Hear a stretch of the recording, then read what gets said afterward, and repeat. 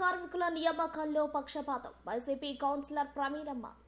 నగర పంచాయతీలో నియమించిన పారిశుద్ధ్య కార్మికులను ఇష్టానుసారంగా నియమిస్తున్నారని వైసీపీ కౌన్సిలర్ బెట్రగుంట ప్రమీలమ్మ ఆరోపించారు. శనివారం సాధారణ సమావేశం అనంతరం ఆమె మీడియాతో మాట్లాడారు. ఈ సందర్భంగా ఆమె మాట్లాడుతూ తమ వార్డులో గాంధీనగర్ పరిసర ప్రాంతాల్లో మార్చి వరకు తాగునీటి సమస్య తలెత్తిందని, అలాగే అసంపూర్తిగా ఉన్న సచివాలయం, నగర పంచాయతీ భవనాలను పూర్తి చేయాలన్నారు. పారిశుద్ధ్య కార్మికుల నియామకంలో ఒకే ఇంట్లో 6 నుంచి 7 మంది పనిచేస్తున్నారని, వారిని గుర్తించి ఇతరులకు అవకాశం కల్పించాలని కోరారు. అదేవిధంగా గత 12 సంవత్సరాల నుంచి పనిచేస్తున్న పారిశుద్ధ్య కార్మికులను కాకుండా 3 సంవత్సరాల నుంచి పనిచేస్తున్న కార్మికులను ఆప్కాస్ట్లో చేర్చడం దారుణమన్నారు. అలా కాకుండా సీనియర్ను గుర్తించి ఆప్కాస్ట్లో చేర్చాలన్నారు. ప్రజెంట్ 16వ వార్డు కౌన్సిలర్ని.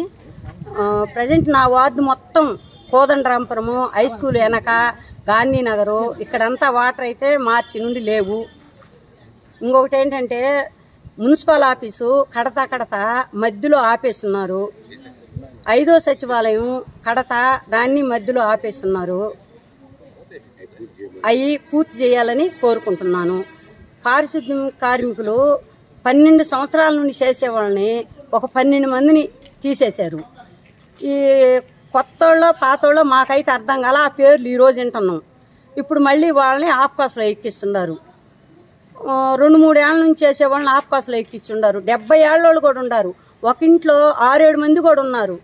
ఇంటికి 2 పెట్టుకోండి, ఈ 6-7 మందిని తొలగించండి, ఈ 10 మందిని తీసుకోండి అని మేము అడుగుతున్నాము. అది చేయాలని కోరుకుంటున్నాం.